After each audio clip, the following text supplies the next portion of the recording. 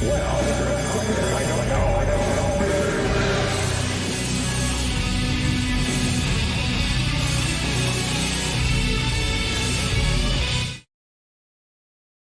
everybody, welcome to Kent with Bent 142 Cyanide Salesman. I am here, of course, with Bent Hovind, and we already have a Dapper's a Professional drink, so we'll take a drink for that. So, that's fun. But hey, I'm drinking a Dark and Stormy. Bent, what do you have? Looks like a Baja Blast. Baja Blast, yeah. Nice. Very cool.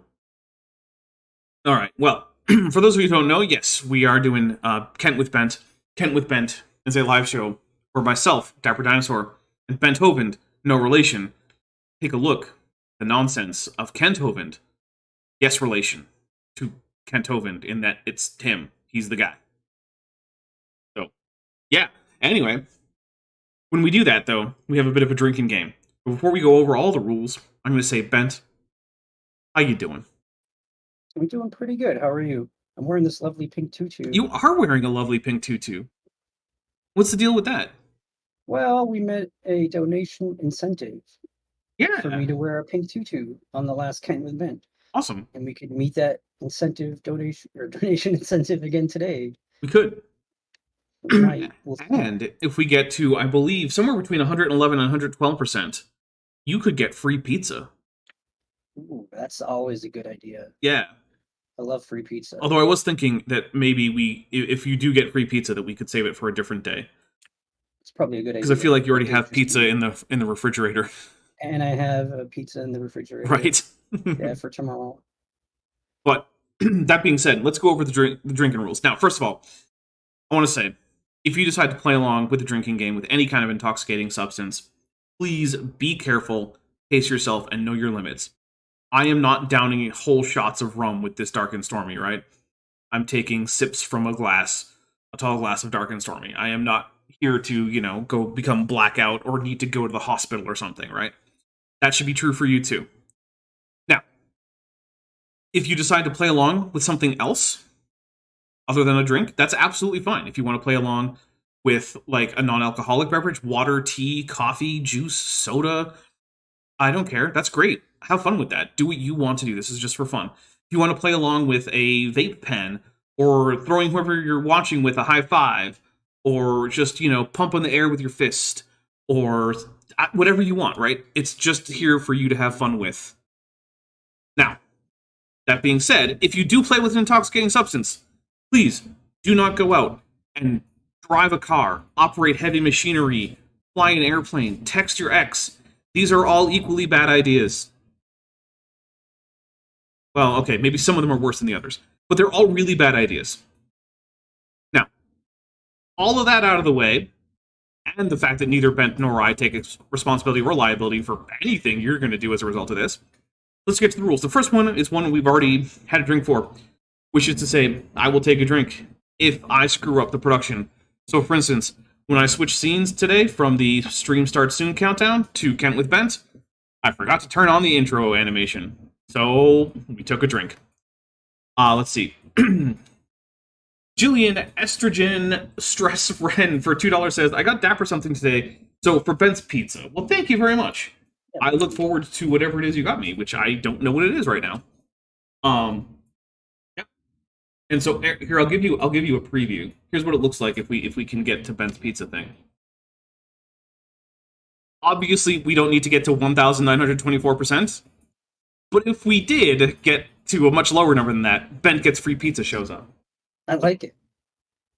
There we go. Alright, so we'll also take a drink if Kent Hovind says something that's so dumb, I don't... we just kind of have to lubricate our brain. Just, cool it off a little bit. We'll take a drink for that. If Kent Hovind, however, says something that is factually accurate, and it is not something he's just reading off of a slide or from a book or something, we'll take a drink for that. But it actually has to be a true fact in his brain that he then speaks aloud with his own vocal apparatus. If that happens, we take a drink. We'll also take a drink if Kent Hovind tells a joke that doesn't land or tells a story that didn't happen. Now, on that, it's a bit of a judgment call, right? But if he's telling a story about how, he met a professor from Berkeley on an airplane and he totally converted that guy to Christianity, by asking him very easy to answer questions about the Big Bang that professor, for some reason, just didn't know, even though he almost certainly would have, then we'll take a drink for that. So, you know. We'll also take a drink if Kent Hovind mentions that political party that was really big in Germany in the 1930s and 40s. Now, he doesn't actually have to violate Godwin's law. He just has to bring them up. Because Godwin's law, is about accusing your opponent of being a member of that party or comparing them to people in that party.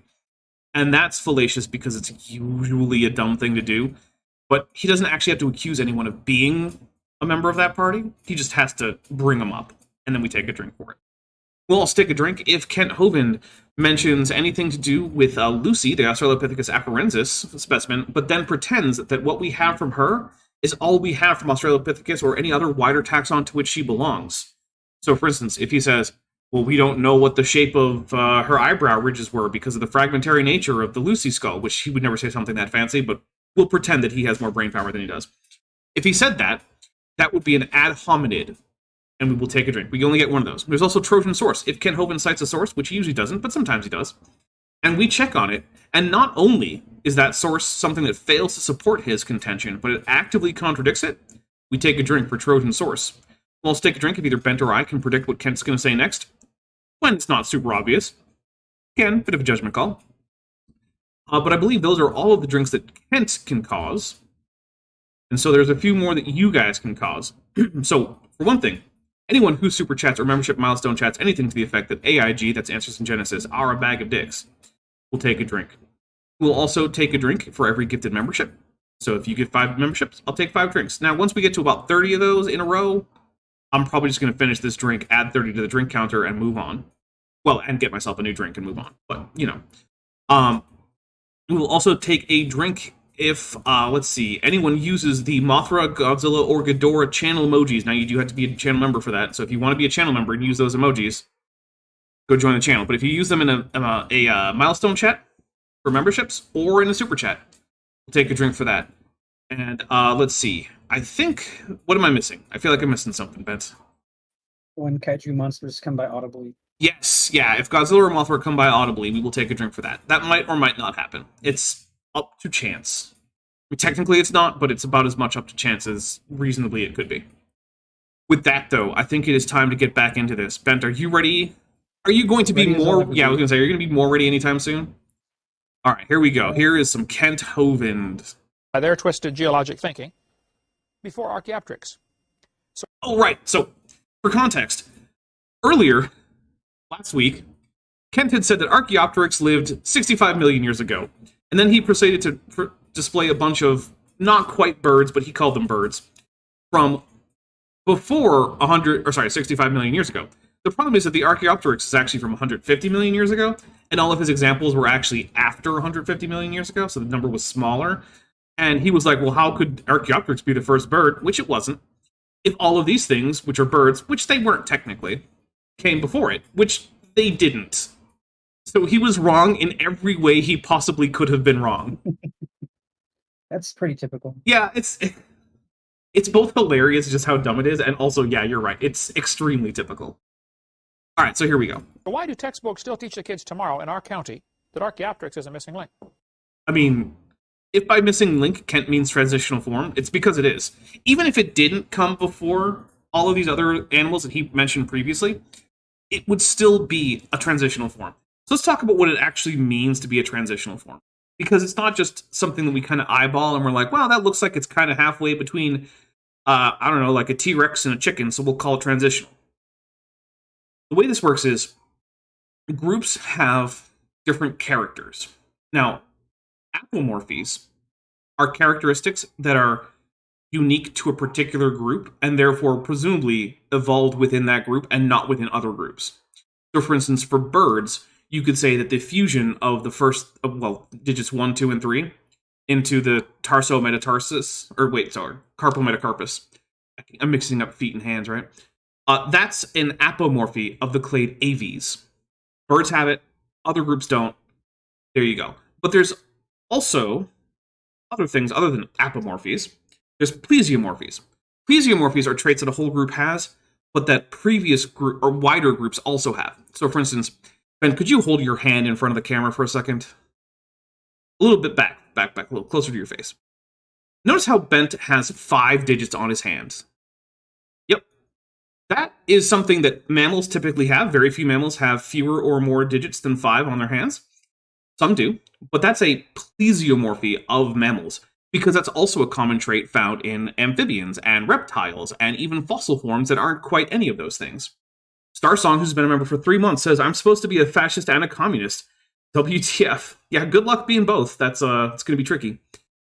So that's not something you can use to say, well, it has 5 digits, therefore it's a mammal, because it's plesiomorphic. It's a common character in mammals, but it's a wider character that you can find all over the tetrapod tree of life, basically. So, when we look at transitional forms, what we want to see is an organism that has some of the apomorphies of the later group under consideration, but also some of the plesiomorphies that, while common to a wider group, are absent in the later group. So, for instance, with Archaeopteryx, we already said that having the wings fused is an apomorphy for birds now. But Archaeopteryx doesn't have its wing fingers fused, which is the plesiomorphic trait that's common to dinosaurs broadly. But on the other hand, it also has things that we generally consider to be apomorphic of at least the things that are very close to birds, like flight feathers, and the ability to flap its arms in a way to produce lift. Those are plesiomorphic of a group called Aviale, or maybe Deinonychosauria plus Aviale, which is a clade that doesn't super have a name, but maybe Maniraptora also, which is another clade that's a little bit wider. But either way, it still has some of the things that we normally consider plesiomorphic for aves, or birds. And it has, apomorphic, yeah. And it has plesiomorphies that birds lack, which means it's a transitional fossil or form no matter when it lived. Doesn't matter. There are transitional forms that are currently alive, where the more derived organisms are also alive, as are the less derived organisms. A great example is in the Signathiformes, which includes trumpetfish, pipefish, sea dragons, and seahorses. Seahorses are the most derived by far. They have prehensile tails, they basically entirely lack caudal fins, they swim only with their dorsal fins undulating, they have this weird male brooding thing where the males take in fertilized eggs into a cavity in their chest and keep the brood there. All sorts of weird stuff. On the other end, trumpetfish, they've got basically none of this. The only thing that they have that's like a seahorse is that they've got that fused mouth like a seahorse has. Okay. Other than that, they're just pretty normal fish. But then we get to things like pipefish, which are long and thin like a seahorse, but they still swim primarily with their caudal fin. They don't typically do male brooding or anything like that. Then we get to sea dragons, which are much closer, right? They have the sort of weird S shape to them. They swim much more with their dorsal fin. They mostly don't do male brooding, but some of them do. And they also lack the prehensile tail. And then finally, seahorses with the prehensile tail and all that stuff. So all along, though, those are transitional species, and they're still alive, because they still meet the definition of having some of the apomorphies of seahorses while retaining plesiomorphies that seahorses have lost. There you go. That was an extremely long-winded way to talk about what transitional species are, but it's importantly a rigorous way. You can actually say with high confidence whether an organism is transitional based on those categories. Here we go. That ought to be removed. No, it You oughtn't. can document it's not true. Just take a drink. Jurassic Bird challenges origin theories from GeoTimes, 1996. This guy said, This is another PopSci headline, which are always dumb. Pop science headlines come in 2 types. Everything we thought we knew about topic X is wrong. New findings overturn all of science. Or, hey, scientists just discovered that alternate realities are real and we can totally travel there tomorrow. And it's like, neither of these are ever accurate. That's never how it works. Basically, every discovery is like, hey, we found a new fossil that confirms what we previously thought to be true about, like, tyrannosauroids or something.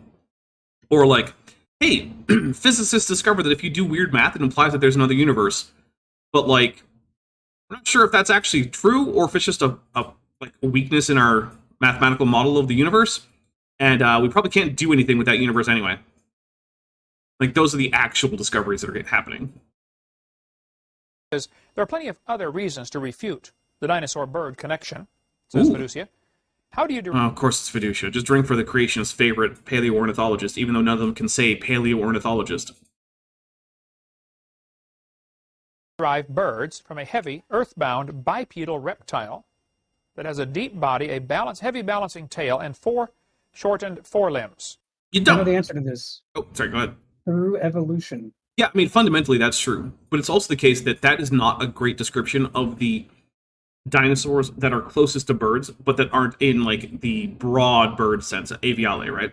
So if you look at the wider Maniraptora, you have organisms with long arms. In fact, Maniraptora means hand thief or hand snatcher because their arms are such a big part of their anatomy. T-Rex isn't in Maniraptora, but Velociraptor is. You might remember Velociraptor as having reasonably large arms for a dinosaur of its size. Even if you're just going with the Jurassic Park version, that proportionality is still reasonably accurate for the real Velociraptor, which was, like 2.5 feet tall, not like 6 feet tall. Command Cyborg, who's been a member for 41 months, says, but if we're monkeys, then why are there still apes? With a thinking orangutan. Also, can't get bent patak, and AIG is... And then there's nothing after that. Well, thank you very much, Command Cyborg. AIG is, that's true. It's like God Is, that book by Armando Calvo. It's like, God is... That's a weird title for a book, but hey, good for you. Anyway. So yeah, we're gonna hit play. Oh, right, no, other thing is, also, we have a lot of evidence that many smaller Maniraptorans spent plenty of time in the trees. They weren't land-bound, in the sense of, like, only running on the ground. They were probably at least semi-arboreal, like, the ancestors of bats probably were, or like modern colugos, or flying squirrels, or sugar gliders, or flying frogs, or flying snakes. Are you seeing a little bit of a pattern here, where we're having a lot of flying X that's arboreal, and actually what they do is they just kind of glide? Yeah, it's almost like that right there is a transitional step between not flying and flying. Biophysically, it's impossible. Here's the problems that I see. The lungs are totally different. I mean, we already went over this last time, but no, we actually have scarring from animals that are not particularly close to birds, but are still dinosaurs, like Majungasaurus and even sauropods. In their skeletons, it indicates they had extensive air sacs in their thoracic cavity, as well as their neck and in their limbs, just like birds, which means that the parsimonious reconstruction of dinosaur lungs, at least within Saurischia, which is the sauropods and the theropods, the group that is closer to birds than the ornithischians, which includes like Triceratops and Stegosaurus and Iguanodon, right? That group's farther from birds. So at least within Saurischia, the group closer to birds, we have good evidence to think that they had lungs that were very much like those of modern birds. Maybe not identical, but very much like. Also, there's a little doggy on screen. Tiny little dog. Who wants to go under the blanket? He's going under the blanket. Is she cold? Modern birds are found in layers lower than dinosaurs. I mean, according to them, dinosaurs... Okay, first, what do you mean by modern? Because definitionally, if they're in a layer with dinosaurs, they're not modern, even by your definitions, Ken. You don't think the flood is a modern event. So, do you mean members of modern species? Because if by that, then no, there are no modern species of birds found in any stratigraphic layer in the geological column that is below the earliest dinosaurs, or even just in the Mesozoic at all. If you mean that within Mesozoic strata, there are members of identifiably extant bird groups, then yeah, but that's just because birds survived the KPG extinction, right? So some of those groups are groups that persist to today, right? Unless it was just one bird species that survived the KPG, but we know that that's not true. It was at least 4, and it was probably more than that. So, yeah, that's just saying, hey, the origin of modern bird diversity is before the KPG. Okay, cool, that's not extraordinary. That's also true for mammal diversity. Placental mammals and marsupials had already diverged before the end of the Cretaceous. In fact, some of the modern placental orders, like carnivorans, had already separated from ungulates, most likely, before the Cretaceous. No, they weren't much like they are now, but like the lineages had probably diverged before then. So like, does that mean that we had modern horses in the time of the dinosaurs? No, we obviously didn't. Dinosaurs died out 65 million years ago. Yet they're saying we've got birds 130 million years old, 140 million. Kent. Okay, first I'm going to take a drink. I can't with this. Once again, I am here to remind all creationists that if we evolved from apes, then why are there still apes argument doesn't become a good argument when you replace we with birds and apes with dinosaurs. And then it still doesn't become a good argument when you move from present tense to 65 million years ago. Saying, if birds evolved from dinosaurs, then why were there dinosaurs and birds around at the same time 65 million years ago, is just to show that you don't understand evolution. Starsong says, here's some money towards the next free pizza and tutu. Thanks, Ben and Dapper. Well, thank you very much. I do appreciate that. You're welcome. We are 1% of the way towards another tutu. Nice. 1%, yeah. We only need 99 more percentage points. How can dinosaurs turn to birds when birds are there before dinosaurs were even gone? Can take another drink. Oh my god. Because, Kent, first, not all the dinosaurs evolved into birds. Stegosaurus didn't evolve into a bird. Velociraptor didn't evolve into a bird. You name a non-avian dinosaur species, and I'm pretty darn sure it didn't evolve into a bird. And because it's like asking if we'll go with dogs. If dogs came from wolves, why are there still wolves? Well, because dogs only came from a small population of wolves, and there were other populations of wolves that persisted and are still around today. And hey, we just got 5 Dapper Dinosaur memberships gifted by Joshua Geese. Thank you so much. Here we go. 1, 2, 3, 4, and 5. That is very gingery and very rum-y. Nice. With a little bit of lime. Because those are the ingredients to a dark and stormy. In case you're wondering, ginger beer. Very Baja-y and very blasty. Nice. So. In case you're wondering, a dark and stormy is black rum, ginger beer, some lime juice. So I could give you a bunch of like ratios, but like, look, I eyeball it. So do what you want. Experiment. Scales and feathers attach to the body very differently, and they develop from different genes on the chromosomes. Okay, part A is true. Part B is false. So we'll drink for Kent getting it right that they do develop differently on the skin. One of the big differences is that feathers, like hair, but unlike scales, undergo a process called invagination, where part of the skin folds in, creating a root for the structure. Scales don't do that; they grow from the surface. Okay, but it's also not true that they develop from separate genes. They actually use the same genes developmentally. They just signal in different patterns. Plus, it doesn't make any sense to say they're from different genes on the chromosome, because not even all birds have the same developmental genes on analogous or homologous chromosomes, because they're too far divergent. It's like you can't compare the human chromosomes directly to dog chromosomes. You can't match them up well enough. Now, would the common ancestor of dogs and humans have a particular chromosome count with particular genes on each chromosome? Sure. But genes can transfer from one chromosome to another. Chromosomes can fuse. They can split. This can happen multiple times.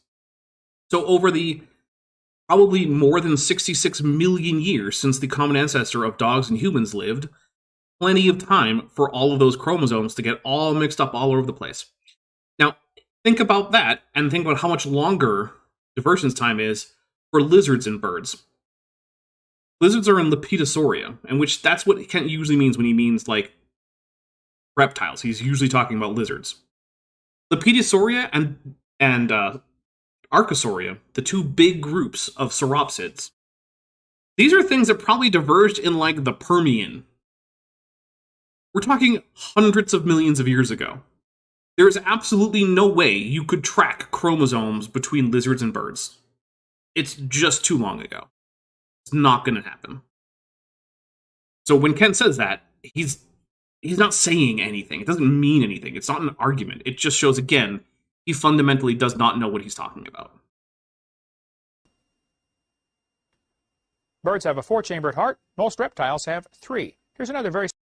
Well, birds are reptiles, so there's a whole group of reptiles that have 4-chambered hearts, but here's another thing. Crocodilians have a 4-chambered heart. They bypass one of the chambers, so it doesn't actually get used, but they grow all 4. That's weird, isn't it? Yeah, it's probably because crocodiles, also being archosaurs, and birds, being archosaurs, sharing the 4-chambered heart structure, probably had an ancestor that was at least mesothermic, which is sort of like a halfway house between cold-blooded and warm-blooded. And crocodilians probably had some warm-blooded ancestors, because if you look at the fossil record of crocodile-line archosaurs, or pseudosuchians, there are some very, very active terrestrial animals in that lineage who probably would have had to have at least been mesothermic, if not just outright warm-blooded or endothermic. And, yeah, it seems like what's really happening is that crocodilians are secondarily exothermic, or cold-blooded, and that as a result of trying to use less energy with each heartbeat, that's why they have bypassed one of their heart chambers, to come up with a functionally 3-chambered heart like a lizard, even though it structurally has 4 chambers. So, again, Kent's just getting everything wrong. Serious problem with this, because a 3-chambered heart brings in the blood from the lungs, which has oxygen. Baba Ali says, do they keep the unused chamber into adulthood, or does it disappear? My understanding is that it is retained throughout the life of the animal. But I would not trust my answer to that as the gospel truth. I would double check if that is something you really want to know about. That is just my understanding from what I remember from looking into things like this. So. And it brings in blood from the rest of the body, which does not have oxygen. Your body's used it up. And it mixes them. And it sends it out as a mixture. It's only half oxygenated. And they can survive Kent just is fine on that. basically That's why a lot of lizards and reptiles, they lay around an awful lot. Okay, they just don't have the energy to run around hard all day. Is Kent implying that an active lifestyle is something you can use to infer whether or not an animal is endothermic or exothermic? Because if that's the case, then he's going to have a hard time arguing that dinosaurs are largely cold-blooded, given how active most of them had to have been given their anatomy. Because a lot of dinosaurs are clearly adapted to, like, highly cursorial or running lifestyles of active predators, not, like, hanging around sunning themselves on a rock like a crocodile. Like, I don't know. I suspect he doesn't see the disconnect there. What do you think, Bent? I don't think he has a clue. All right, Rail Gatubello for $2 says, I don't know what language you're going for, but it looks like a Romance language, so I'm going to go ahead and guess Romanian? If I am correct about that, please let me know. But it's something that translates to AIG as a sack of dicks, because I know I can read Romance languages well enough to tell. So we will take a drink. Thank you very much. 90% bent. We're almost there. Like our dog. But birds have a 4-chambered heart, and so do humans, by the way. Mm-hmm. So I mean, mammals broadly, but sure. Blood goes from your body into the heart, then it's pumped to the lungs, comes from the lungs back into the heart, then it's pumped back out to the body. So all of it goes through the lungs one time. So it's going to get oxygen. Reptiles don't do that. Now, a few except for birds, but okay. reptiles do have a 3-chambered heart. Okay, I'm sorry, a few reptiles do have a 4-chambered heart, but most do not. Yeah, like birds and crocodilians, Kent. They found a Those dinosaur. matter, Kent. Right? So those matter, Kent. Yeah, they do. They count. They're part of the group of reptiles. You don't get to just ignore them. Fossil here recently. They said the heart. Oh, it was Romanian. Okay, awesome. I successfully guessed. And Savage C. Lupus Familiaris Cobra for $4.99 says, but the theropods were much less cursorial than the angiosperms. Oh, goodness. Yeah, that was a... who was it that had the cursorial angiosperms? It was Kurt Wise. Yeah, Kurt Wise is the one with the cursorial angiosperms. Jeez. In case anyone isn't up on, like, weird biology terms, cursorial means adapted to running, and angiosperms are just like flowering plants. And so his idea of ecological zonation, where like animals that live at higher elevations or can flee to higher elevations, and organisms just broadly that live at higher elevations get preserved later, is contradicted by the fact that we have lots of lowland and even aquatic angiosperms, but they're not found anywhere low enough in the fossil record for Kurt Wise's ideas to work out. And so, yeah, that's sort of a problem. And the only solution that I could find was cursorial angiosperms. So a bunch of flying plants just hiked up their skirts and ran uphill. Livescience says, inverse to the crocodilians, the varanus have 3 chambers that function like 4. That's interesting. I did not know that. I would like to see more information about that. Please send. All right, here we go. Was petrified. Very unusual, but I've got pictures of that. I'll add it in here to part 4. Make a note, Marlissa, to remind me to move that picture into part 4. I think I have it now in part 7b, if I'm not mistaken. But and they found this dinosaur skeleton and the rock inside the chest. They said this is his heart, and it could very well be. I don't know. So I am vaguely familiar with this. My understanding is that on further investigation, it turns out not to have been the dinosaur's heart, and it's not even clear that the structure in question is actually an anatomical feature of the dinosaur. It looks like it might have just been a geological feature that was present where the dinosaur died, and as the dinosaur skeleton was compacted on top of it, it gave it sort of the illusion of being part of the dinosaur's body. That being said, I don't remember the exact fossil, I don't remember the exact papers, and Kent isn't providing them either, so, I mean, take what both of us are saying there with a grain of salt. And they've x-rayed it and said, we think it has 4 chambers to it. That could very well be also. And they're saying, see, in order to go from a dinosaur to a bird, one thing that has to change is the heart, and we've got proof that it changed. No, actually, in that case, you would just have proof that the basal conditions for many dinosaurs was 4-chambered already. So it isn't actually a difference that doesn't need to change, right? It's like saying, see, to go from a dinosaur to a bird, we need to evolve a neck. It's like, nope, that's already accomplished. Already got him. Don't worry about it. Rail Gatubello says, for $5, speaking of KYs, did you know that that red pandas were going to be called Waz because they make furries call them Waz? Oh, goodness. Because they make that sound. Furries call them Waz to this day. I did not know that. That's actually kind of adorable. I like it. And then Savage C. Lupus Familiaris Cobra for $1.99 says, rock organ, Roger intensifies. Oh, Roger. I can't hate Roger. Ever since he started showing up on camera, he's just so clearly enthusiastic about everything. And he's like, oh yeah, look at this, guys, you're never going to believe it. And he starts poking his poor monitor with that stupid feather. And I'm just like, you know what, Roger?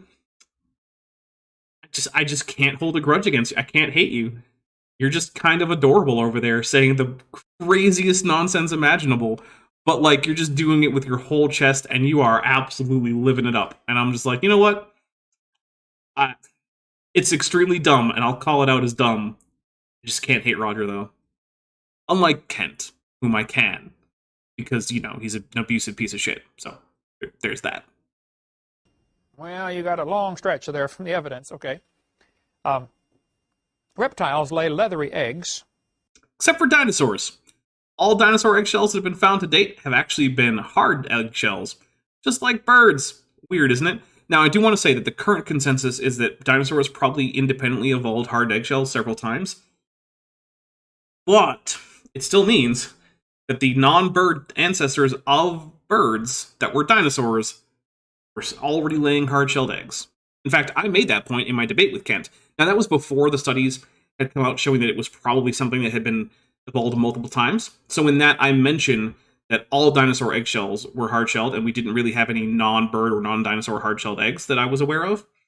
And that's technically true, but if I were to redo the debate now, I would include the caveat that it looks like multiple dinosaur lineages independently evolved the hard-shelled condition. Starsong for $5 says, fun fact, another name for red pandas is Firefox, like the web browser. That makes sense. I like that. And then Savage C. Lupus Familiaris Cobra for $4.99 says, hey, don't make fun of Roger's feather. It's clearly smarter than Kent. I mean, yeah, but that's a low bar. And I was about to make an error. Oh my goodness. take that. We don't have to drink for another Dapper's a Professional. You ever seen a turtle egg? You know, it's real leathery like shell. Yes. Birds have a hard egg that cracks very easily. Well, it cracks under the right kind of pressure, but have you ever done the thing where like you put an egg in the middle of your palm and then you squeeze it and then it just kind of doesn't break? It doesn't break. Yeah. Eggs are actually, hard-shelled eggs are actually really sturdy under the right kinds of stresses, and it's the kind of stresses that they normally encounter. So, you know, they're actually stronger under those kinds of compression forces than leathery eggshells are. But yeah, sure, they're weaker to they have a weaker tensile strength. Okay. Watch when they have the crocodiles hatching out on TV. You'll see the egg, you know, kind of crumbles like a raisin.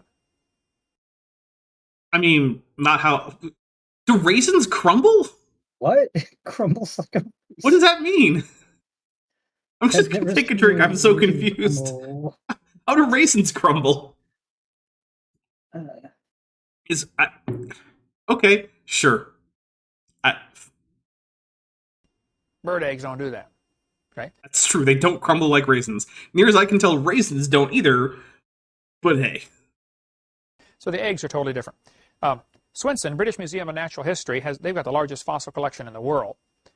He said, the evolutionary origin of birds is largely a matter of deduction. There is no fossil evidence of the stages through which the remarkable change from reptile to bird was achieved. I wonder, when was this quote made? Let's see. Problems with reptile to bird evolution. W.E. Swinton. Let's see. I'm going to put quotation marks around problems with reptile bird evolution, so I actually get that. Oh, not even here.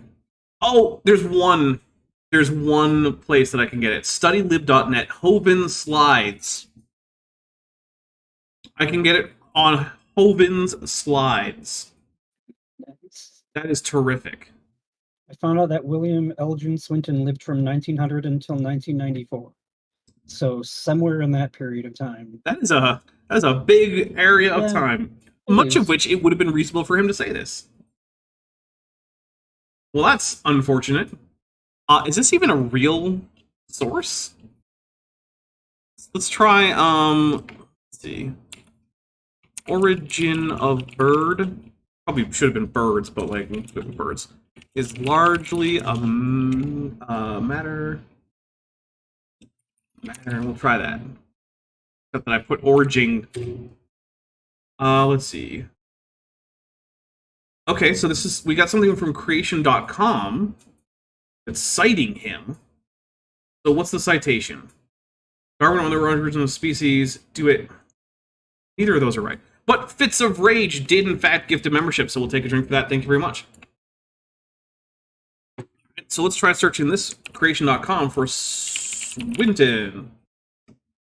Let's see. Okay, so this is citation 4.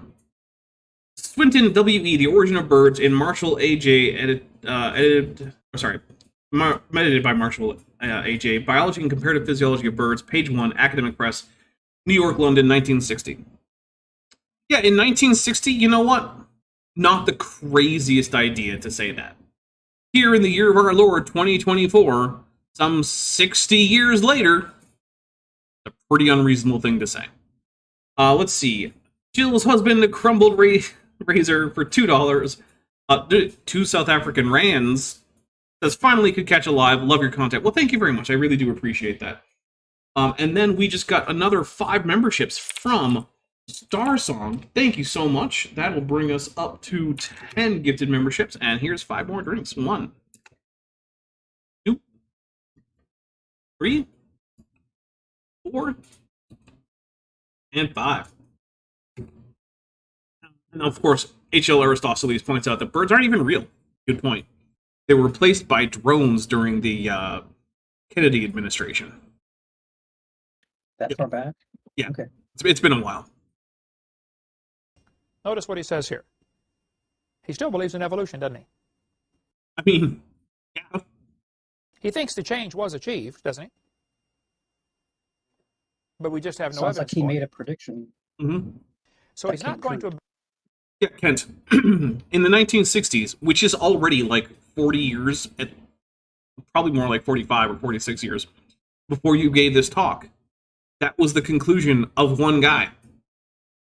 But by the 80s, we had plenty of evidence of the dinosaur to bird transition, and by the 90s, it was the consensus in the field, and by the aughts, everyone had either become a pseudoscientist who was just blathering on about already disproved hypotheses, or they were on board with birds or dinosaurs, or as a third option, they just weren't involved in the science at all, which, okay, fine, you don't have to be. Most people aren't, that's great. But yeah, of the actual people in paleontology who dealt with dinosaurs, those are the two camps. You had the people who were just ignoring evidence and going on and on about already debunked claims, said the birds weren't dinosaurs, and you had the overwhelming consensus that had all of the evidence backing them that said, yes, birds evolved from dinosaurs, and this is exactly how it happened.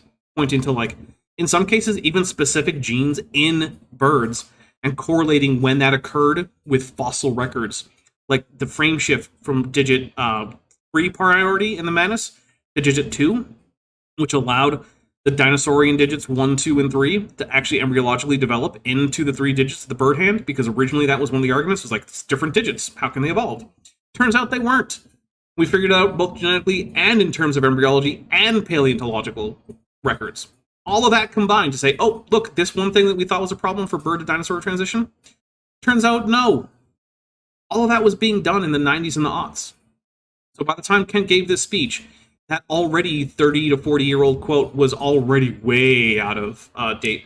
Starsong for $2 says, when was this seminar filmed? So, near as I can tell, it was filmed in the early to mid-aughts. So, like, sometime around, like, 2000 to, like, maybe 2007 or something. It was before he went to prison. I don't remember what year he went to prison, but I believe that was in, like, the late aughts, wasn't it?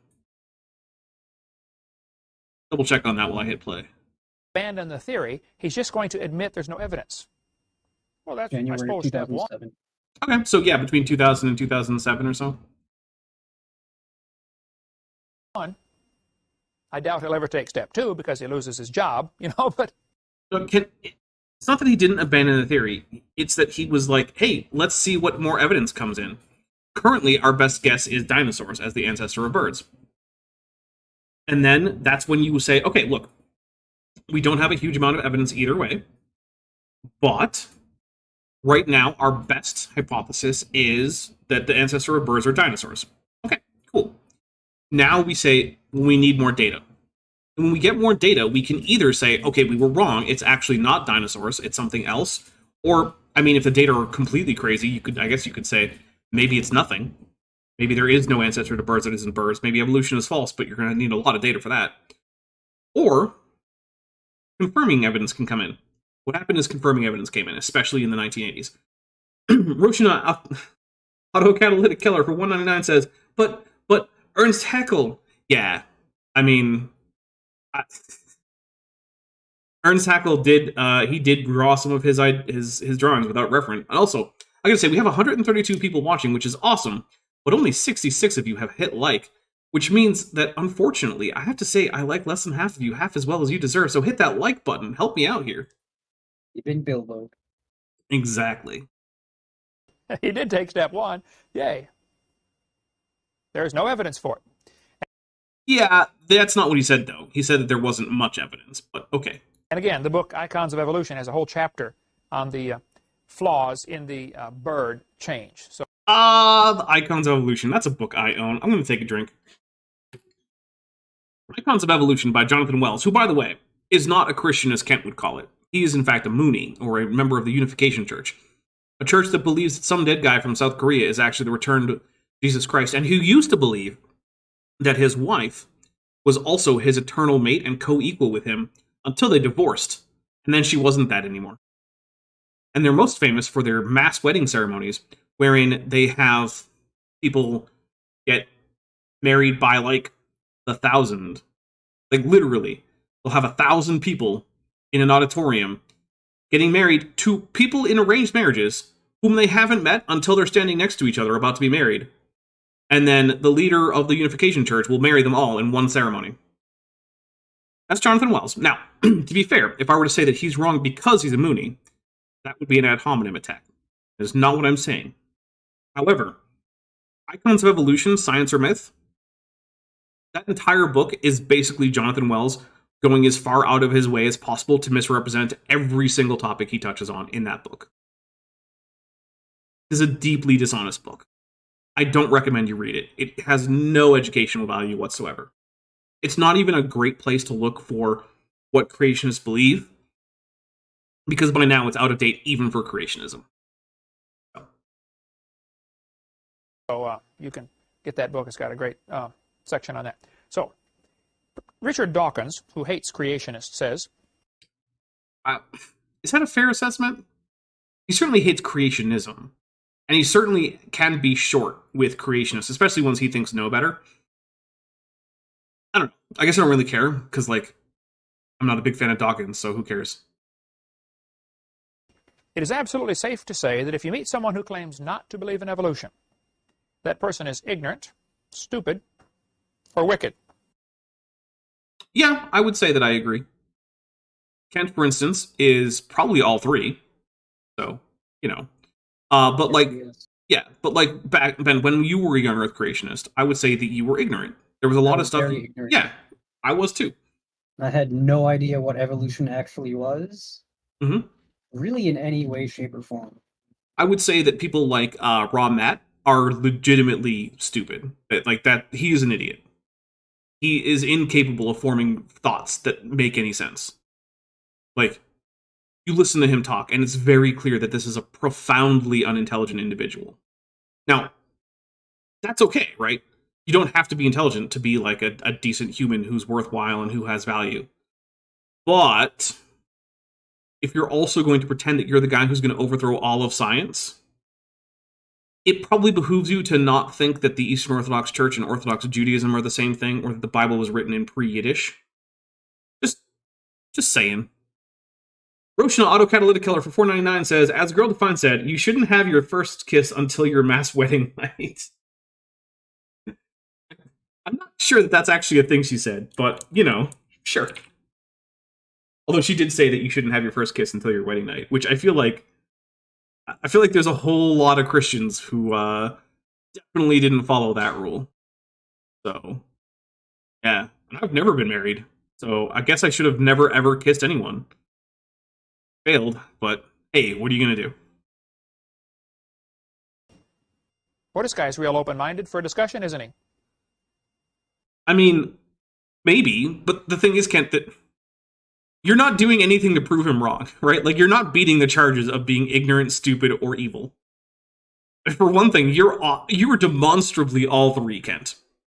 Like, you're a child abuser, you're a tax fraud, you conspired to commit at least battery via mail. You openly plotted revenge against the judges and the prosecutors on jail telephones. You are on record as advocating for the execution of people who do things that you don't like with their own private parts, because you think it'll get rid of, quote, the gay genes if you just do, you know, I'm thinking it. Not euthanasia. What's the other thing? What is that? Eugenics. That's it. There you go. Like, you're an open eugenicist, Kent. You're openly racist. You've recently taken that mask completely off. You used to be a little bit like, you're openly anti-Semitic now. You used to at least pretend that you were selling the Protocols of the Elders of Zion, because while you didn't believe it was actually the Jews planning this thing, that it was actually plots by some secret world cabal that just wasn't necessarily Jewish. But in recent live streams, you've just said, nope, it's the Jews. Can you let children onto your property at risk of death because you don't want to bother with lifeguards, and one of them actually died? You beat at least one of your wives, most likely two of them, if not all four. You are convicted of that, Kent. Also, couldn't even understand the very concept of birds being dinosaurs in our debate. the actual just concept of dinosaur being a large group to which birds could belong didn't connect in your brain, meaning that you are profoundly stupid, Kent. And further, you are wrong about virtually everything you say that has some kind of factual basis, meaning that you are at the very least very, very ignorant. So yes, Kent, you are all three of those things. Now, I don't think that's true of the average creationist. I think most creationists are one of those things. Sometimes two. Roshan Autocatalytic Keller for gifted 5 memberships. Thank you so much. That will bring us to 16, and we are 33% of the way there to another 2-2. A little bit less the way there to a new pizza for Bent. Here we go. 1, 2, 3, 4, and 5. Goop 2 threes.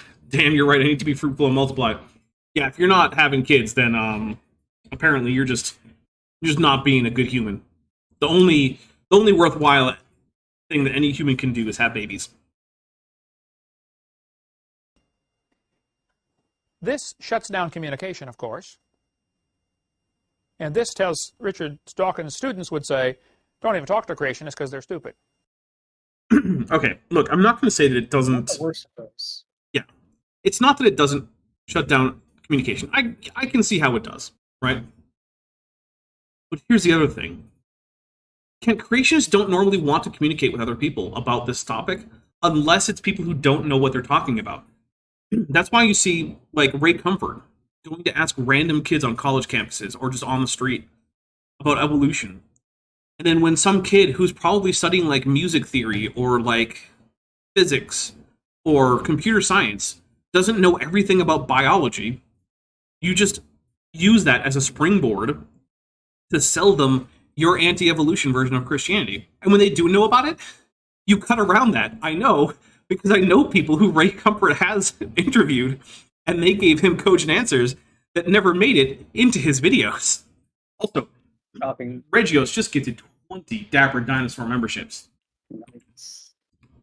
So that gets us to 61%, and here comes... I'm not going to be able to finish 20 drinks with what's left here, so what's going to happen is I'm going to get as far as I can, and then I'll come back after the break with more. So here we go. 1, 2, 3, 4, 6, 7, 8, 9. That's how many I got. No, so we're going to take a slightly early break. I will refill this, maybe a little bit extra, and I will finish the last 11 drinks when we get back. In the meantime, please enjoy some music by, who is it? Who made this music? Ben Hovind. Also, we just got from PhD Tony for $10 dues. Anyone watching Kent Hovind's content needs to seriously re-examine their life choices. He is strong evidence that modern society has badly undermined the concept of survival of the fittest. PhD Tony, it's nice to see you in chat, and I cannot disagree with you. That is why the only way that I recommend that you watch Kent Hovind content is through a filter, such as myself, or any of the other debunking channels that have covered him. That is the only safe way to view Kent Hovind. Yeah, because look, I'm professionally trained to deal with the stupid. So, alright, we will be right back after I grab myself another big, tall, dark and stormy, finish my 11 drinks, and then we continue on. Okay, we're out.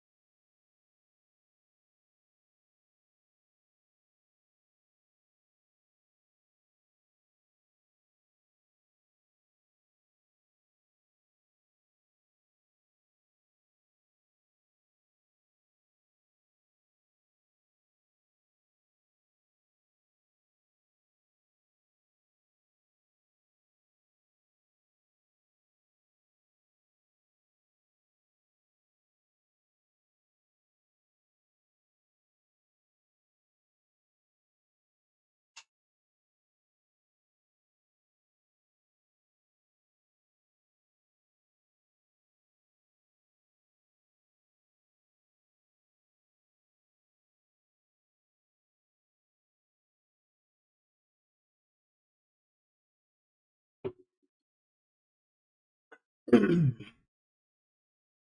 right, you ready? All right. All right. Do that on.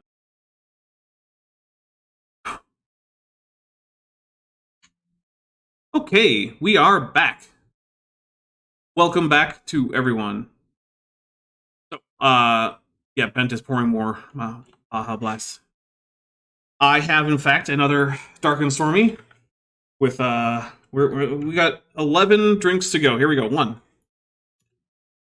2, 3, 4, 5, 6, 7, 8, 9, 10, 11, and 12 for Dapper's Professional, because apparently the music didn't come on, and I didn't mute my mic.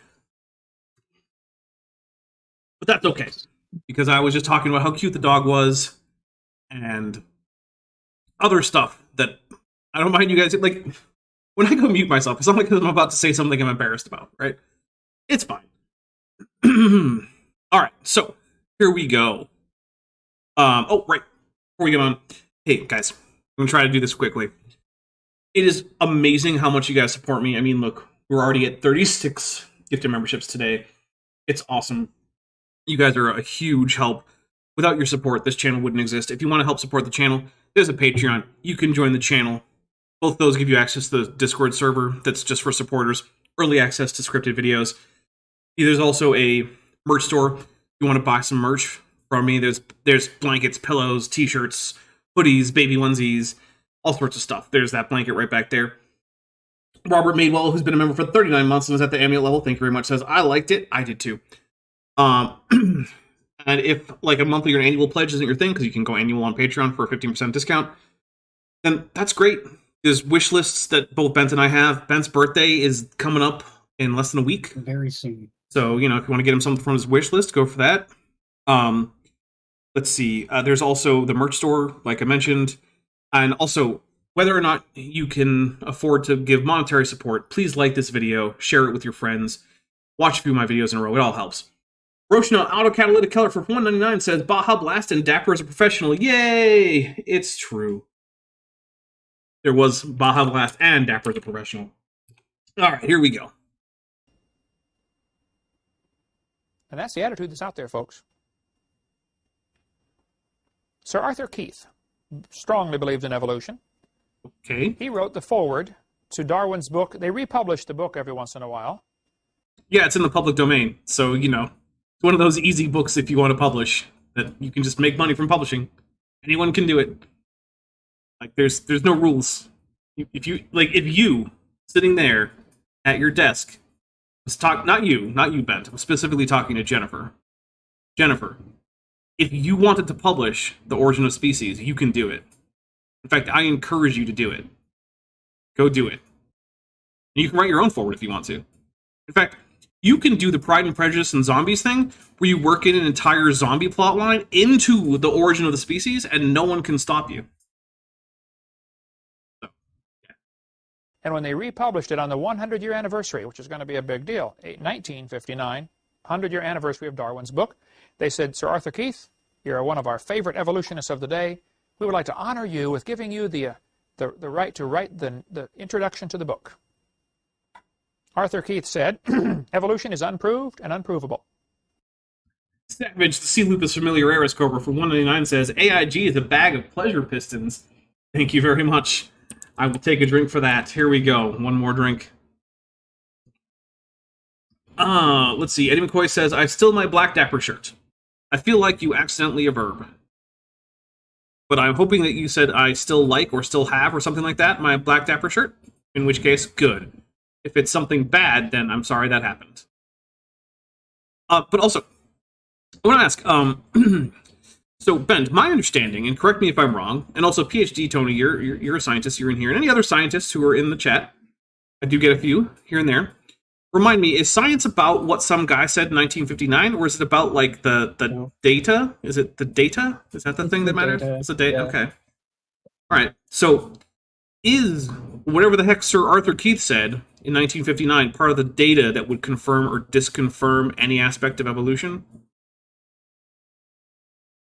Because I feel like it might not be. Well, an evolution, like science in general, isn't about proving things. It's more about disproving things, Yeah. and then providing support for things that are believed to be true. Does Sir Arthur Keith's introduction to the Origin of Species in 1959 do either of those things? It doesn't seem like it. No, I don't think so. So I would hazard to say that this, in terms of science, is basically meaningless. And that this doesn't tell us anything about evolution. But hey, that's just me. We believe it because the only alternative is special creation. And that is unthinkable. Oh no, Sir Arthur Keith said a You're not thing. allowed to think about that.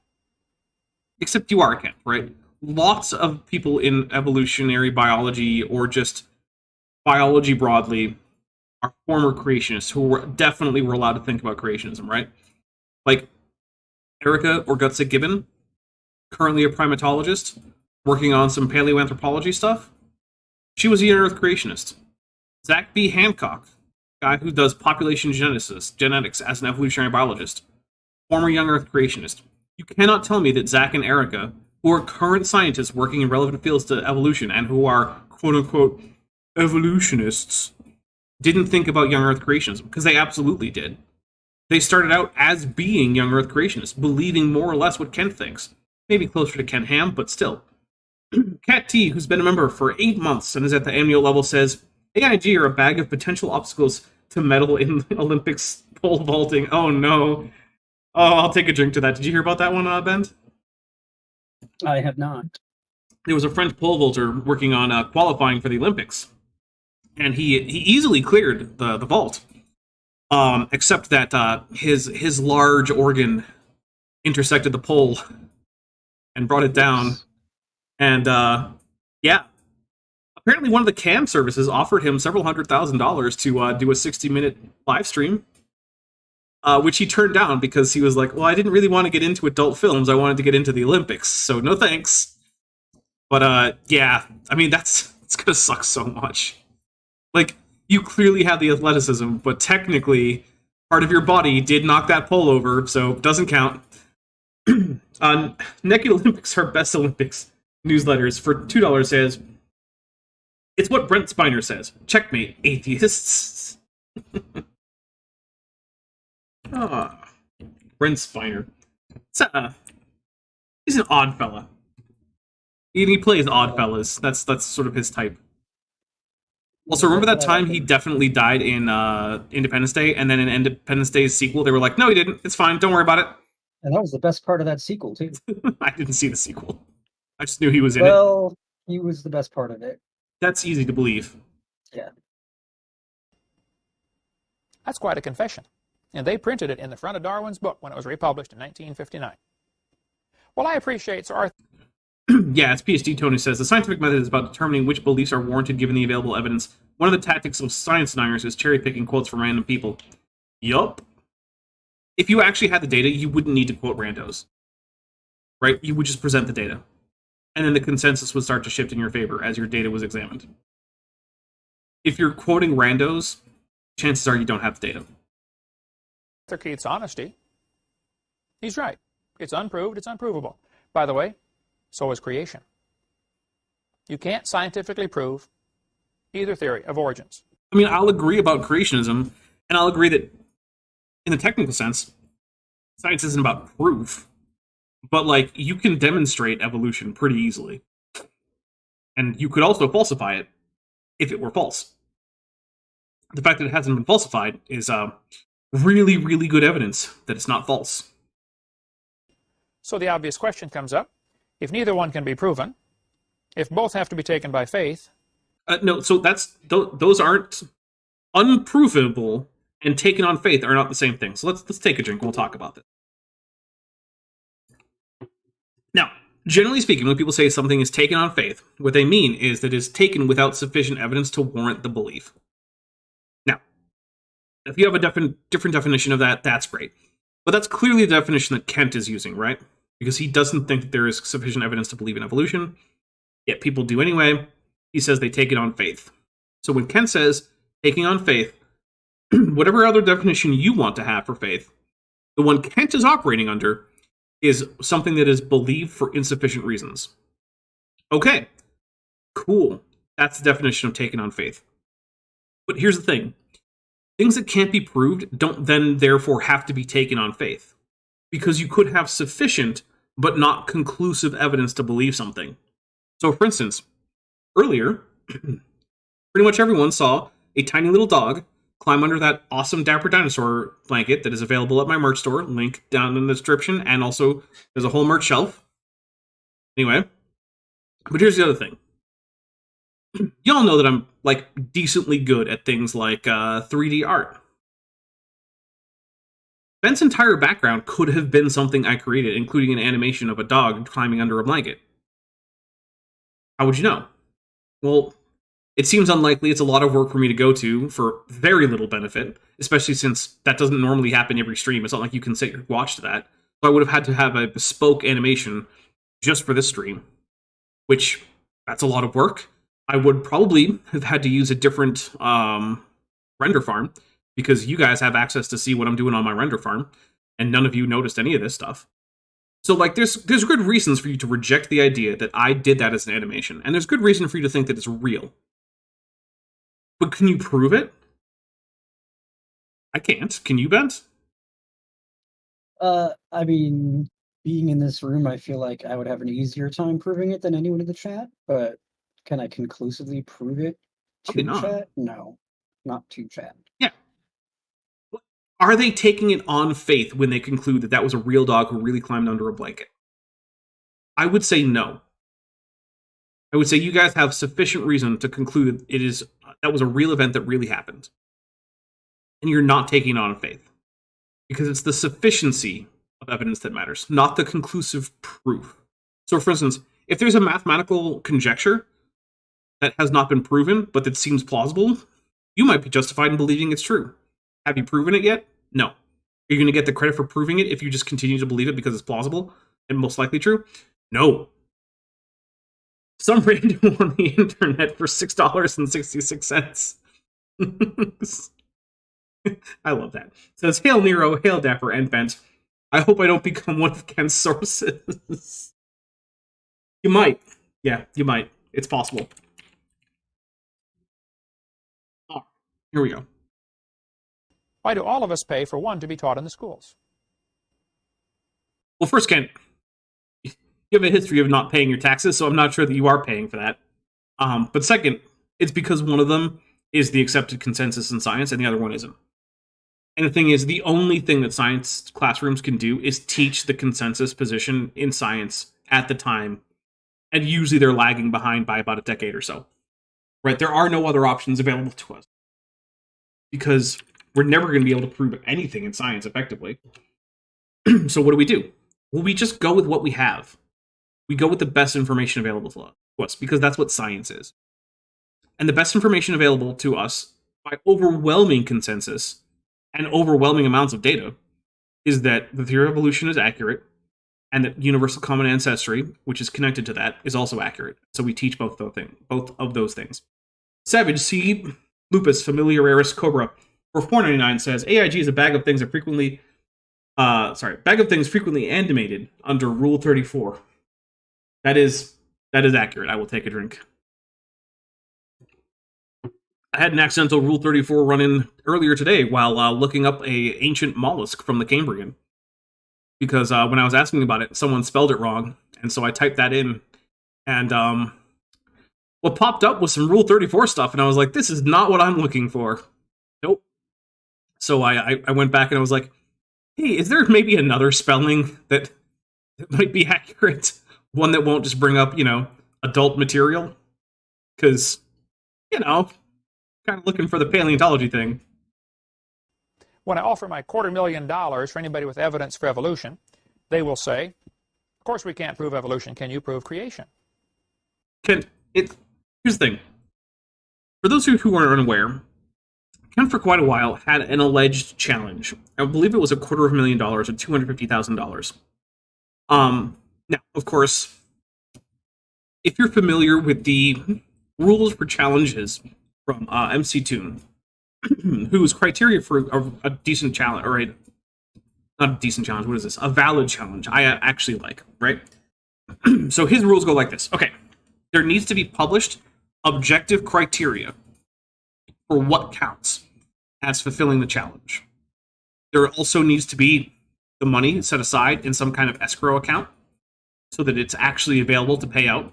And there needs to be a third-party adjudication process built into the contract for the challenge, such that if you and the issuer of the challenge disagree about whether or not you have fulfilled the contract in the challenge, you can take it to that third party, who's ideally neutral, and they will determine who won in a way where the issuer of the challenge can't then go back and say, no, I'm just not going to disperse the money. So ideally, that also means that the money that's held in escrow, someone else should have the purse strings to that escrow account.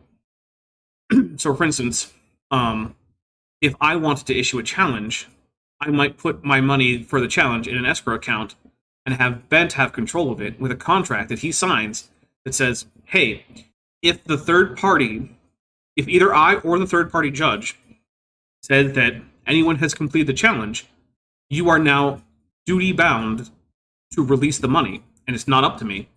Bent would then release the money, right? That's a valid challenge. For $2, we have Goop23 et al. Saying, AIG bag of mollusks, these jokes are easy. So the Rule 34 didn't involve any of those, but, I do appreciate it, and I'll take a drink anyway. So, here's the thing with Kent Hovind's challenge. Was the money in escrow? It seems like it was. So, he's got 1 point of the effective challenge set. Were the rules written down?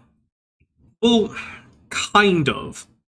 The rules were basically, I challenge anyone to provide evidence of evolution, by which Kent means, and he stated this, you have to prove that God couldn't have done it. And by it, he means any of the things about origins, whether it be origin of life, whether it be origin of the universe, any of it, right? His version of evidence of evolution is you have to prove conclusively that an omnipotent actor couldn't have done the thing. You know what the problem is with proving an omnipotent actor couldn't have done the thing? Yeah, it's impossible. Yeah, by definition, of course they could have done the thing. Sarsong for $5 says, AIG is a bag of gooey ducks, pronounced gooey ducks. Yes, it is in fact pronounced gooey ducks. So thank you very much, and those are indeed quite phallic. I did buy one whole once, and it was, yeah, it looked like a dick. It was pretty good though, as long as you like clams. If you don't like clams, then you won't like gooey duck. Okay, so there's that problem. The other problem is, who decided whether or not anyone had met the challenge? It was Kent. Kent was the sole arbiter of this. So all he has to do is say, nope, I don't find that to have met my challenge. Now you might be wondering, hey, where'd Kent get 250 grand? Turns out, rich benefactor wasn't his money. Which, I want to be clear, it not being your own money doesn't invalidate the challenge, right? If the money's in escrow, I don't really care whose money it is. Just putting out there that it wasn't really his money. Nothing of his was on the line. And it wasn't on the line anyway, because he would never let anyone win. Because let's face it, if the question is just find evidence for evolution, what that really means is find any piece of evidence that is indicative of the truth of any aspect of biological evolution. That's trivially easy. Right? That's all over the place. Even if evolution weren't true, it would probably be very easy to find evidence that it were, just like it's very easy to find evidence that points to the wrong murderer in a murder case, right? That's why people are wrongfully convicted. Because, of course, there's evidence that the wrong person killed someone, just that it wasn't actually true. But that evidence is still there. It's still pointed towards that person being the killer. Like, for instance, if I were accused of a murder that I didn't commit, but they were like, you don't have a good alibi, your DNA was in the house, and you stated on your YouTube channel how much you dislike this person. And my thing is like, yeah, but I was there to make amends, And of course my DNA was there. You know, we had a meal together, and then I left. It's like, yeah, but when you say you left is well within the window for the time of death, I might get convicted. But that still doesn't mean I did it. But that's still evidence. So Kent's challenge is, of course, obviously fake. But it's a rhetorically useful challenge. Because he can say, look, all of these thousands of scientists could get $250,000 overnight. All they had to do is provide any evidence at all of evolution. And I have that challenge. But none of them will do it. Yeah, it's a rhetorically powerful thing. And most people who are listening to Kent aren't going to look into this. I didn't look into it back when I was a Kent fan. Kent, did you hear about this challenge back when you were a Kent fan? I can't remember. Okay. But I think I might have. You also probably didn't look into it if you did hear about it. No, not a chance. Yeah. Okay. And I say, oh, no, can't do that. And they say, well, see, what's the big deal? I say, well, obviously the big deal is, how come I have to pay for your religion to be taught? Because it's not a religion. Okay, let's take a drink. We're going to talk about religion. Okay, so the first thing is, religion is a notoriously hard thing to define. Because many of the things that people think of as religions don't do the same things that other religions do, right? So, for instance, many people put things like Confucianism as a religion. The thing is, people who follow the teachings of Confucius don't even always have any beliefs in the supernatural. There's no God mandated in Confucius's philosophical teachings. There's filial piety, but that can just be seen as a proper way of organizing society along family lines, and who should respect whom in the social hierarchy determined by the family, which not what we would normally think of as particularly religious. But on the other hand, there are rituals associated with it that at least plausibly look religious. There are offerings to the ancestors. There are incense to be burned at various shrines and things like that. That looks like religion. And so what it comes down to is basically what quote-unquote religion is, most of the time, is just anything that's sufficiently like Protestant Christianity. And note that I said specifically Protestant Christianity, because there are ways in which non-Protestant versions of Christianity break the rules of what a quote-unquote religion should be from the standpoint of Protestant Christianity. So there's that problem.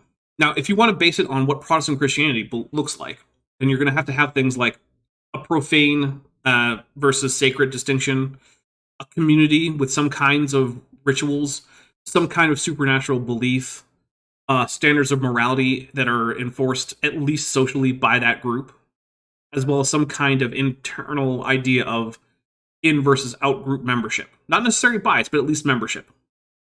But none of that's true of evolution. Evolution doesn't have any rituals. It doesn't have any particular supernatural beliefs. It does not have a real community, unless you want to say like evolutionary biologists. But then, do you really want to say that the religion of evolution doesn't have any members except for the scientists that study evolution? That seems weird. It does not have an in-group, out-group identity. No one goes around calling themselves, "Oh, I'm an evolutionist. That's my religion." Like that's not a thing that happens. So it doesn't have any of the characteristics that we typically associate with religions. Now, Joshua Geese has gifted 5 Dapper Dinosaur memberships. Wow, bringing us up to 41. My goodness. And so we will take 5 drinks. 1, 2, 3, 4,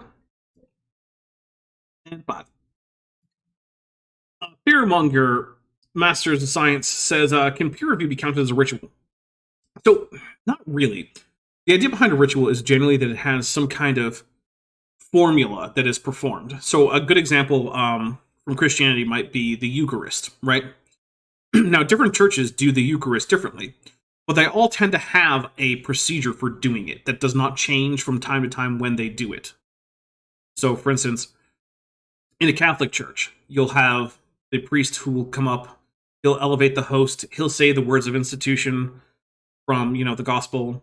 There will be a little bell that's rung right when he says the right word, and then there will be a distribution that follows a particular formula where people will get up, they'll funnel through, usually the center aisle between the pews. They'll receive the Eucharist, traditionally by it being placed directly on their tongue. Some people hold out their hands. And then usually the laity skips having any of the wine. Versus, the Eastern Orthodox Church, where there will still be the words of institution, but there will actually be a series of longer prayers beforehand, and then the bread will be divided up into small chunks, placed in the wine, and then that will be distributed to people as a combination from a spoon. And they will not definitely receive that in their hands, because then you would get a handful of wine and soggy bread, which is just not a practical option, right? Or you can get Protestant churches, which usually have a less formal structure, but those words of institution are still usually said, and then most of the time, the elements will be passed around. But from week to week, when those Eucharistic events occur, they usually won't vary significantly from one time to another. So even in churches that, say, do the Eucharist once a month, which is pretty typical for a lot of evangelical Christian churches, right? Like, Bent, when you were growing up, how often did your church do communion? I think once a month. Yeah, there you go. Whereas Catholic and Orthodox churches typically do it every week. In fact, sometimes more often than that. But from one month to the next, it doesn't look very different for those Protestant churches, and from 1 week to the next, it doesn't look very different for those Catholic or Orthodox churches.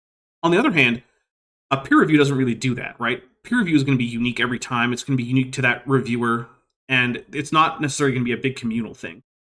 So while it does have some elements of ritual in that it is a formalized process that is repeated, because the details change so much each time, I wouldn't count it as a ritual. Now, Savage C. Lupus Familiaris Cobra says, Kent Hovind is the Richard Carrier of Karl Boss. Ouch. That is harsh. And lady novelist Olympic Passion Shattered Dream, who's been a member for a month, is at the annual level, says, maybe the pole vaulter should have left his big satchel of AIG at home. Unfortunately, they're not normally detachable. So, although you could argue that maybe some better, tighter fitting undergarments could have helped. And thinking evolutionists are totally stumped by that. It finally dawns on them, wow, he's right. I guarantee you that's never been a thing that happens. I'm going to take a drink for a story that didn't happen.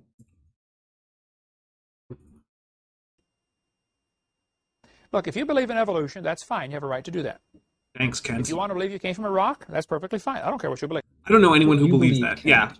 Remember that time that God is said to have made humans from the dust of the earth? That's rocks, Kent. That's rocks. That's rocks. You want to use my tax dollars to teach my kids your theory that we came from a rock? Oh, now, right there, we have a little problem. That's where we're going to draw the line. Yeah, no one... I'm going to go to my grave, probably early, because... Unfortunately, no, Kent. It looks like you're having a long life. ...of preaching against this, but, okay. I'm not going to shut up about it, okay? We're going to fix this or die trying. Professor Bunauer at the Strasbourg Zoological Museum said, evolution is a fairy tale for grown-ups. Long ago and far away. I like that this one, you guys can't see it because I have it cut off for purposes of, like, blocking out the scene, but this is Professor Louis Bonheur, director of Strasbourg Zoological Museum. That's it. No date, no title of anything where he wrote this. I don't know where this was said. I don't know when this was said. And again, as both myself and PhD Tony have pointed out, cherry-picking random people and their quotations is not the thing that you do when you have the evidence behind you. It's sort of like, there's a saying with lawyers where it's like, when the facts are on your side, argue the facts. When the law is on your side, argue the law. When neither the law or the facts are on your side, just argue forcefully, and maybe it'll work. I'm paraphrasing a bit. But that's sort of what's going on here. Like, in science, when the evidence is on your side, argue the evidence. If all that's on your side is some theoretical framework that isn't currently well supported, hey, argue the theoretical framework. But if all you have is nothing, cherry pick some quotations, I guess. Because that's what you're left with. You have neither theory nor fact, so you argue quotations. Savage C. Lupus Familiaris Cobra for $4.99 says, we're going to grift this or vacation in Club Fed trying. Yes, FI. All right. And let me update the Sure. There we go. We're 79% of the way there, Bent. To a new tutu. Nice. You guys could force Bent to wear another tutu. Make me do it. I will have to do it. Yeah, he won't have a There's choice. Nothing I can do about it. Yep. It's a contract. He signed it in blood. I don't know if either of those things are true, but I will do it if it's. Can you prove that they're not true? No. Bidcore says that they found 2 different sources for this quote. I mean, hey, tag me with what they are, because I'd be curious. Isn't that what evolution says? Not really, but fits of reptile eggs crumble like raisins. Rage. Oh, it's gifted a Dapper Dinosaur membership. So I'll take a drink for that. Oh, goodness. Yeah, I want to know, what does it mean to crumble like a raisin? What is that? 'Cause I have no idea. Also, sorry, I think I've just bumped my mic. So we'll take a drink for Dapper's Professional for that one. He says, the theory has helped nothing in the progress of science. It is useless. On my video number 7, question answer, I've got now an entire giant list of scientists who believed in creation all through history. And Okay, that's... Okay, first of all, Kent, it only matters at all, even a little bit, if they're in relevant fields. If you're like, hey, I don't know, the guy who invented optics, whose name escapes me, but he was an Arab guy. That guy believed that God created the world. I'm like, yeah, that makes sense. He was a medieval Arab. Of course he did. Pretty much all medieval Arabs are either Jews, Christians, or Muslims. And there weren't a whole lot of atheist Jews around at the time. There are now, but there weren't then. If you want to say, like, oh, hey, Lord Kelvin, the guy who basically invented thermodynamics, the guy was a creationist. I mean, yeah, okay, of course he was. That doesn't matter. It only matters if they are in a relevant field and they lived after it was possible to accept evolution, which means basically at least after the discovery of like paleofauna and faunal succession, and more likely after Darwin published The Origin of Species, so like 1859 and on. But the other thing is, I know I've talked about this before, but let's talk about what is it? Project Steve, right? Project Steve is an attempt to get as many scientists named Steve or a variation thereof, like Stefan, Stephen, Steve, Stephanie, any of those, who accept evolution as the only theory of biological diversity and the unifying theory of biology, to sign a statement as much, saying as such. Now, this was created directly to counter a list promulgated by creationists of alleged scientists who were skeptical of evolution to the point of being anti-evolutionists. There's some problems with it, though. One is, many of them weren't scientists, many of the scientists weren't in relevant fields, and many of those people who signed didn't know what they were signing because they didn't know who was promulgating it, and they didn't know what it was going to be used for. When they found out, they realized that that basically the creationists were implying things that they didn't accept, and they would like their names taken off, please. And they were refused. Their names were not taken off. And yet, despite that, Project Steve has way more names. And remember, you have to be an actual scientist in an actual relevant field and name Steve. That's a far smaller fraction of the population than just anyone who's a scientist by any vague definition, including people who don't want to be on there in many cases. Because, I mean, it's a pretty wild thing when you're like, oh, look at this big list of names, and like half of them are like, I would like to not be on this list of names, and then you just say no. So, well, I'm going to hit play. today, the guy who invented the MRI machine is a... Okay, that's Robert Demadian is who he's talking about. We're going to take a drink for this guy, too. Jeez. Okay. Robert Demadian is indeed a young Earth creationist. He is an engineer, as far as I can tell. And he did indeed have a hand in inventing the MRI. However, he was part of a team, and when other members of his team were questioned about whether or not he was the inventor, the general consensus is that while he did help, he was not even the biggest contributor to the development of the MRI machine. And so calling him the inventor of the MRI machine is kind of like calling me, I don't know, the inventor of, like, the pancake, because I put a little twist on a pancake recipe that one time. It's not entirely true. Did I have a hand in innovating on pancake design?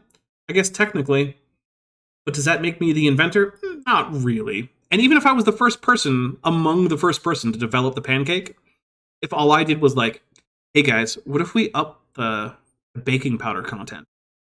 That doesn't give me the right to be the inventor of the pancake, even though I had a hand in it. That's what Robert Demadian was doing. Creationist. I mean, there are thousands and thousands of scientists. All of the major branches of science were started by creationists.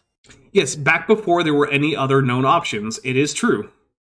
They were creationists. Good job, Kent. You had figured out that back before everyone knew better, people didn't know better. You say creationism is older than the idea, or the idea of creationism is older than the idea of evolution. That's basically all he's saying. That's all you have to say, and it doesn't mean anything, but just say it. Joshua Geese for $5 says, perhaps a raisin crumble is like an apple crumble. Oh, that could be interesting.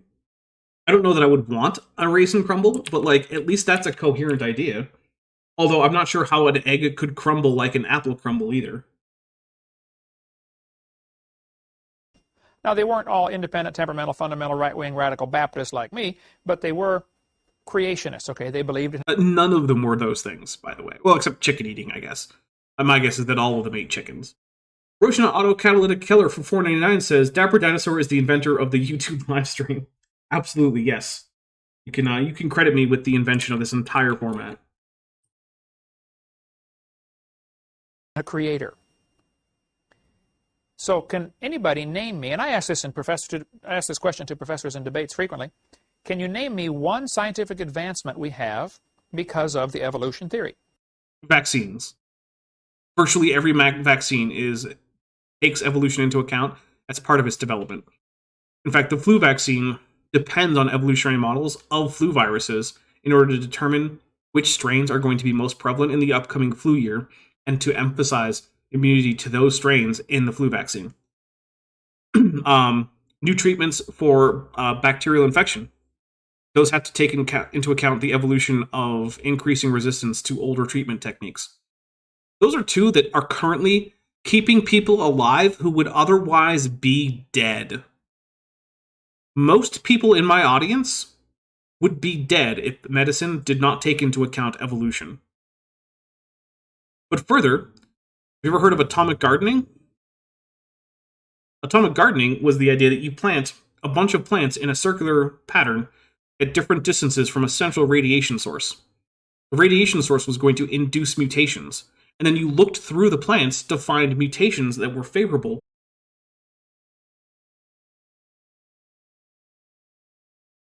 Speed test never went. It was a great speed test. Upload and download, so I don't know.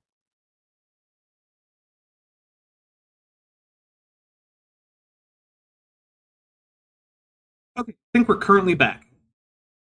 I'm not sure what happened. I don't know. Ben says we had a good speed test, but also we lost connection on Discord. So it was probably a intermittent thing, and then when Bent, you had the speed test, it probably was just fixing itself. So sorry about that, everybody. I don't know. I lost my train of thought. What were we talking about? We were talking about something. I know that. Okay, let's hit play and I'll probably remember. Is that why we have light bulbs? Right. Evolution. Advances from evolution. Of course, it's not how we have light bulbs, because, we don't use biological organisms for light bulbs. But, it also comes up in atomic gardening. Like I said, Bent. That was what I was going to say. Ever have a ruby red grapefruit? Yes. Did you know that ruby red grapefruits are actually something that was evolved from other grapefruits as a result of atomic gardening, which induced the original mutation that gave it the red coloration, which was then bred for? Yes, but only because you told me that before. Oh, well, okay. Yeah. Roshna Autocatalytic Keller for $1.99 says it was a DNS. Yeah, I guess it could have been a DNS. Possible. I doubt it, but I'll do the same thing that Kent does when he has troubles and blame Satan. Yeah, it was Satan's fault. Yeah, it's clearly Satan. Darn Satan. All right, here we go. Is that why we have computers? Kent Devonian Denisovin Halstead for $50. Thank you so much. Says AIG's assassins tried to cut Dapper off from the outside world. Oh, goodness. They must be the worst assassins. They got nothing on Agent 47. Oh, absolutely. Unless I'm controlling Agent 47, in which case Agent 47 might be the worst assassin in the history of assassins. Because I've only played one Hitman game. It was Absolution, which I am given to understand is not the most popular one. But I was bad at it. I was really bad at it. I liked it, but that's okay. Is that why we have been able to go to the moon? Has the space program... Now, a lot of money is spent on the space program to try to prove evolution. If you want to keep picking things that have nothing to do with biology, then it's very obvious that you're not going to pick things that have anything to do with evolution. But guess what, Kent? When you do start getting into things that have to do with biology, suddenly, yeah, we do have advances. And I'm sorry that it wasn't in, like, computing or rocketry, but those were never... Or light bulbs, yeah, but those were never going to be evolutionary in the first place. But when you look at medicine or agriculture, suddenly, yes, we do have plenty of things as a result of evolution. Roshan Autocatalytic Keller for $4.99 says, we don't use organic compounds for light bulbs anymore. See bamboo filament. Although even when we did, it was still chemistry and not strictly evolution. But yeah. Let's see. Let me get this right. We're so close. So close. Bent, you might have to wear a tutu. I'm expecting. Evolution. No question. But what part of evolution theory caused the space program? I mean, the evolution of humans allowed for humans to have a space program. How about that, Kent? I'm going to go ahead and say that because humans evolved, evolution is the cause of all scientific advancements. Kent, how about that? Let's just go with that.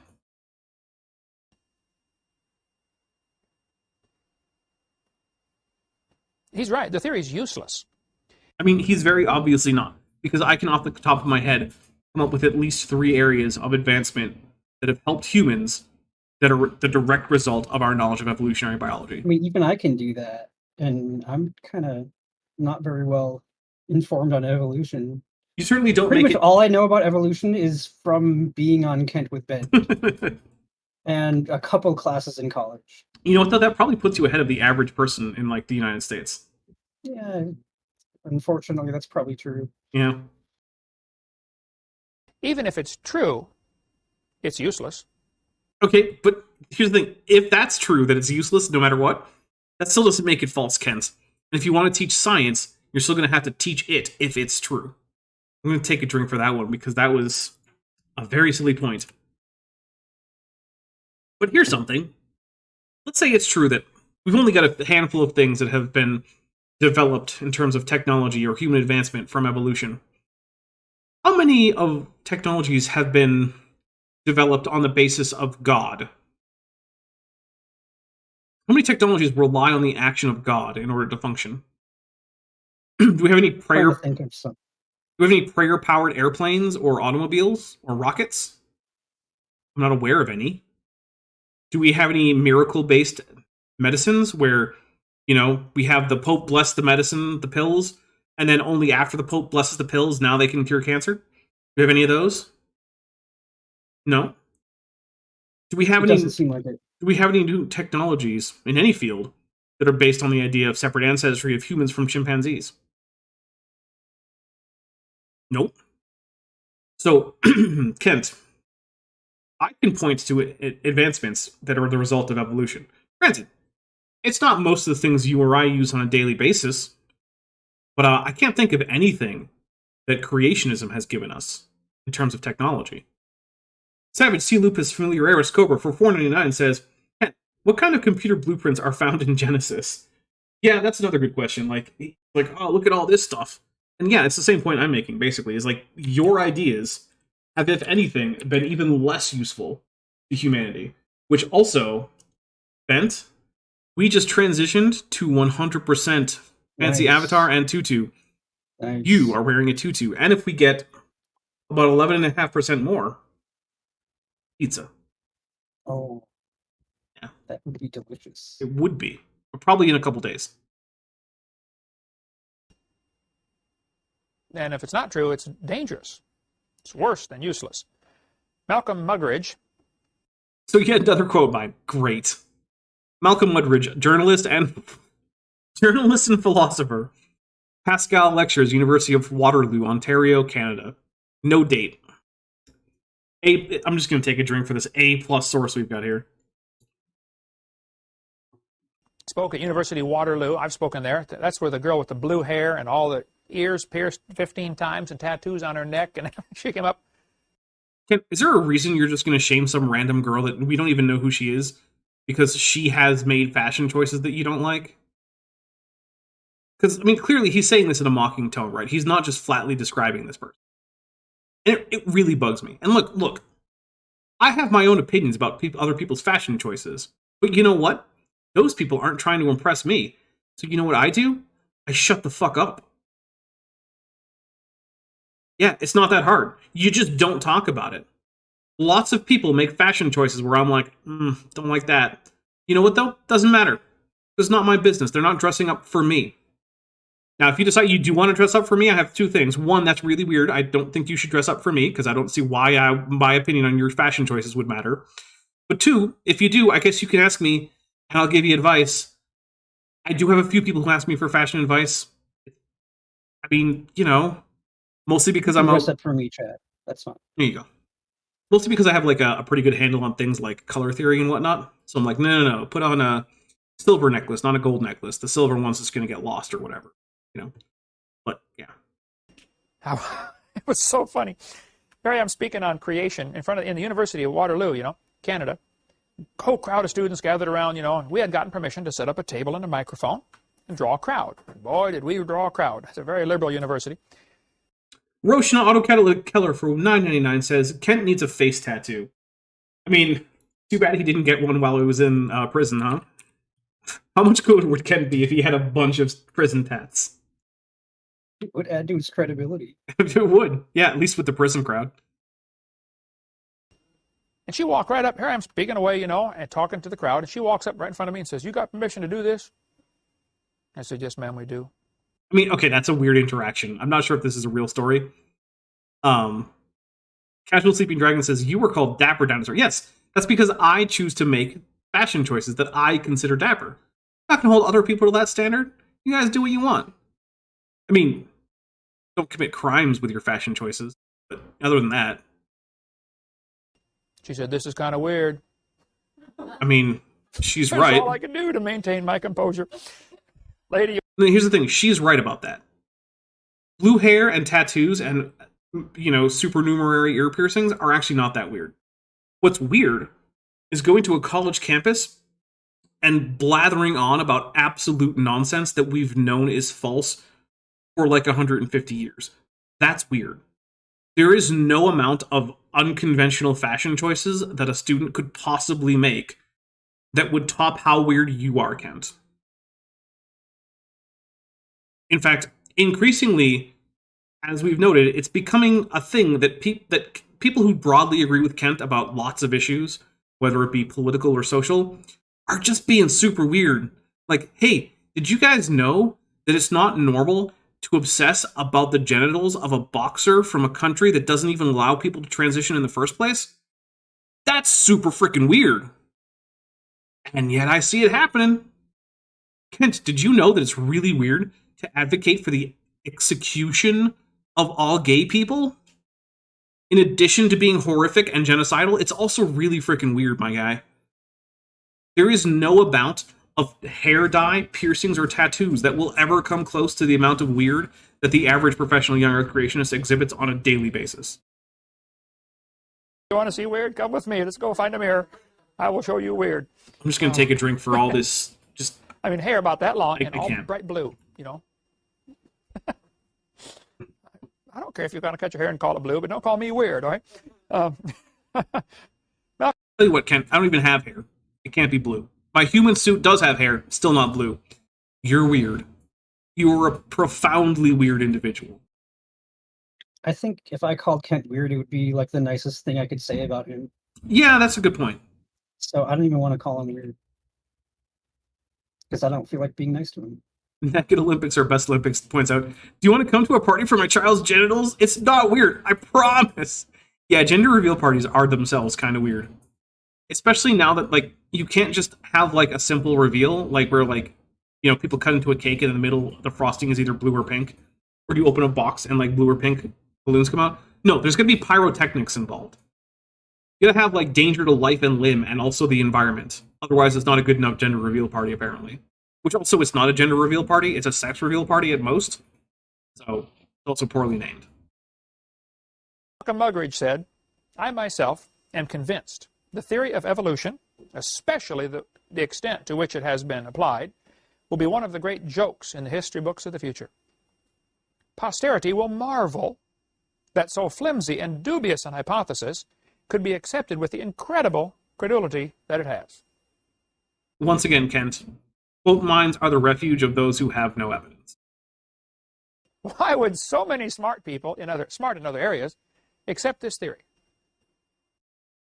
I mean, there are literal mountains composed entirely of evidence for evolution. Yeah, it's the overwhelming evidence that convinces people. Mhm. I mean, that's why I was convinced, because in my mid-30s, I was still a young Earth creationist.